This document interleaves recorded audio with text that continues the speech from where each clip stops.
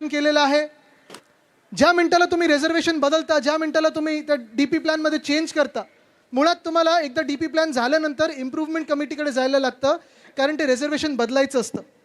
आणि ते बदलत असताना आपल्याला खरोखर दुःख वाटलं पाहिजे की मुंबईत जी कुठची मैदानं होती ती कमी होत चाललेली आहेत, झाडं कमी होत चाललेली आहेत आणि तिथे सगळीकडे बिल्डिंग ह्या पुढे येत आहेत.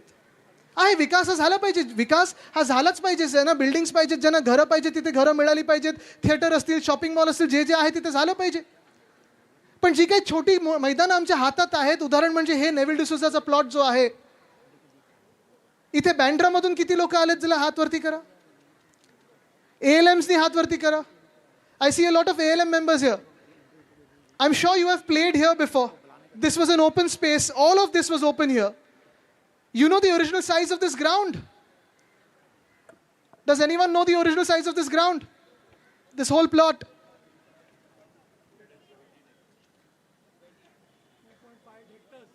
Can someone tell me? 2.58 hectares, which is almost 6 acres. म्हणजे 6 एकरवर हा सगळा प्लॉट पसरला होता. हे इथे ट्रान्झिट कॅम्प असेल, बाजूला जी झोपडपट्टी होती, हे जे इथे एक्झिबिशन सेंटर आलेलं आहे, हे सगळं खरं तर हे मोकळं मैदान होतं. This was suppose to be a playground. आज जे दावे करत आहेत की आम्ही हा भूखंड फुटबॉलला दिला, आम्ही हे साफ करून दिलं, आम्ही हे उपकार करून ह्या मुंबई फुटबॉल असोसिएशनला दिलं, आज त्या राजकीय लोकांना मला प्रश्न विचारायचा आहे, तुम्ही देत असताना फक्त एवढं आम्हाला का काढून दिलं? बाकीचं मैदान हे खेळासाठी, इकडच्या तरुण तरुणींसाठी, बँड्रासाठी मोकळं का नाही ठेवलं? हा खरा प्रश्न आहे आणि हा प्रश्न आपण त्याला विचारला पाहिजे. मला सांगितलं इकडच्या कुठच्या तरी बिल्डिंगमधून बघतायत, बोलतात, लक्ष आहे जसं बँड्राच्या सगळ्या प्लॉट्सवर लक्ष असतं, त्याच्यावर मी येणारच आहे नंतर. पण जे मी सांगितलं ना की ही लढाई जी आहे ती आज सुरुवात केलेली आहे. ह्याच्याहून फार मोठा मुंबईकर वर्ग हा रस्त्यावर उतरून आपल्या मोकळ्या मैदानासाठी लढणार आहे. आज इथून आम्ही सुरुवात केलेली आहे. जर इथे थांबायला लावलं नाही आम्हाला तर मुंबई महानगरपालिकेच्या चौकात येऊन आम्ही सगळे बसू आणि जोपर्यंत आमची मैदानं परत मिळत नाही आम्ही तिथून हलणार नाही. कितीही वेळ लागला तरी आम्ही तिथून हलणार नाही. कारण जसं आज इथे कन्व्हेन्शन सेंटर तुम्ही करत आहात, इथे रंगशारदाला तुम्ही नोटीस दिलेली आहे, ते पण तुम्हाला ढापायचंच आहे. तुमच्या घरातले जे आहेत ED वाले त्यांनी नोटीस पाठवले, ठीक आहे, जरा कोणा नोटीस पाठवायचे करा ना, मोकळं मैदान ते पण करा, महापालिकेला द्या, जे काही करायचंय. पण सगळीकडे भूखंड भूखंड भूखंड. पाली हिलमध्ये देखील, इथे मला परवा ALMचे सगळे लोक बँड्राचे आलेले ते सांगत होते, पाली हिलमध्ये पण एक मोकळं मैदान होतं, तिथे पण जनतेचा पैसा, DPCचा पैसा वापरून तिथे कंटेम्प्ट ऑफ कोर्ट करून तिथे आता बांधकाम सुरू केलेलं आहे. तो लढा पण देणार आहे आम्ही, तिथे पण येणार होतो आम्ही.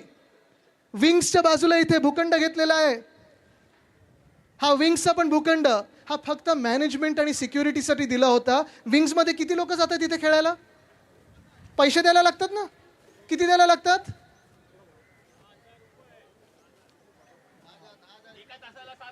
एका तासाला 7,000. जे काही आहे, पण why should we be paying for our own grounds? मुद्दा हा आहे की जर हे तुम्हाला सिक्युरिटी आणि मेंटेनन्ससाठी दिलेलं आहे तर ते पण मैदान प्रायव्हेटाईज करायचं. Andheri sports complex, Chhatrapati Shivaji Maharaj sports complex, तिथे परवाच मी जाऊन आलो. आता हरुणजी जे सांगत होते, मोकळं मैदान, मोठं मैदान आहे, ह्यूज प्लॉट. आपली मुंबई महानगरपालिकेत सत्ता असताना आपण तिथे ते मैदान स्वच्छ करून घेतलं. त्यावेळी 550 कोटी मला वाटतं जवळपास तिकडचं सगळी ती व्हॅल्यू होती. ते मैदान स्वच्छ केलं आणि सगळ्यांना खेळण्यासाठी मोकळं मैदान केलं. तिथे क्रिकेटचं ग्राउंड केलं, वॉकिंग ट्रॅक केला, सायकलिंग ट्रॅक केला, तिथे टेनिसचं पण कोर्ट आहे. आणि मी पर्यावरण मंत्री असताना तिथे आपण अर्बन फॉरेस्ट केलं होतं. पण आता काय करतात तिथे? अंधेरीचा प्लॉट आता जवळपास 950 कोटीचा प्लॉट आहे. तो प्लॉट एका ट्रस्टला दिलेला आहे. तो प्लॉट 21 लाख पर इयर ह्या किमतीला एका ट्रस्टला दिलेला आहे. म्हणजे तिथून पण मुंबईकर आता नॉट अलाउड झालेले आहेत. तसंच दुसरे 2 म्हाडाचे प्लॉट्स फ्री ऑफ कॉस्ट त्याच ट्रस्टला दिलेत. 3 plots free of cost have been given by the Chief Minister of Maharashtra to 1 trust, 1 BJP MLA. Is that fair? आपण लढायला पाहिजे की नाही याच्या विरुद्ध? कारण फरक साफ आहे. आपण जेव्हा मुंबईकर म्हणून, मुंबईचे प्रेमी म्हणून जेव्हा जेव्हा आपण मुंबईचा विचार केलेला आहे तुम्हाला दाखवतो काय काय केलंय. कारण परवाकडे मला कोणीतरी प्रश्न विचारला होता की आदित्य ठाकरेंनी फुटबॉलसाठी काय केलं. हे शहाजीराजे क्रीडा संकुल, अंधेरी स्पोर्ट्स कॉम्प्लेक्स ग्राउंड असंच पडलं होतं. इव्हेंटसाठी कधी द्यायचे, कधी असंच. आम्ही पण कधी कधी इव्हेंट्स करायचो. पक्ष म्हणून आम्ही ठरवलं की आता इव्हेंट्स नाही आम्ही तिथे करणार, आमचे कार्यक्रम नाही करणार, फुटबॉलसाठी मोकळं मैदान करणार. हे इंटरनॅशनल स्टँडर्डचं फुटबॉलचं मैदान आम्ही तिथे केलं. ते जे कोच आहेत ते स्टीफन कॉन्स्टंटीन आहेत. नाही त्याच जरा याच्यावर राहा प्लीज. स्टीफन कॉन्स्टंटीन आहेत. त्यांनी मला एकदा रात्री येऊन भेटले होते. त्यांनी मला सांगितलं, Aditya, we want to play an international game in Mumbai. India hasn't played an international game in Mumbai for 64 years. Can you help me? मी त्यांना बोललो, sir you tell me what you need. Every bit of what you need will be fulfilled the highest of the standards. तसं ground आपण FIFA लेवलचं deliver केलं आणि India तिथे खेळायला लागली. इंडियाचं लकी ग्राउंड झालं. 15 गेम्स इंडिया तिथे खेळली किंवा प्रॅक्टिस केली आणि अनबीटन राहिली. हे त्या ग्राउंडचं लक होतं. आज तिथून पण मुंबई महानगरपालिकेने फुटबॉल बंद केलेला आहे. खास मी उल्लेख करेन तिथे विजय पाटीलजींचा. त्यांनी खूप मदत केली आपल्याला ते ग्राउंड बनवण्यात. पुढे जाऊया, पुढची स्लाईड करूया.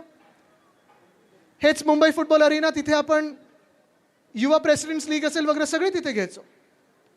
दुसरं केलं मी हे, म्हणजे आपण सर्वांनी केलं. मुंबई फुटबॉल असोसिएशनने तिथे एक्सपर्टीज दिली. हे नवी मुंबईला CIDCO Maharashtra football centre of excellence हे 2021 साली केलं होतं. 3 artificial turfs, 1 natural turf in the under twenty two world cup, under-17 World Cup and 2022 Women's World Cup. The girls teams have come and trained here, and this is a center of excellence now lying vacant. Mr. Fadnavis had pitched this for Project Mahadev in front of Leo Messi.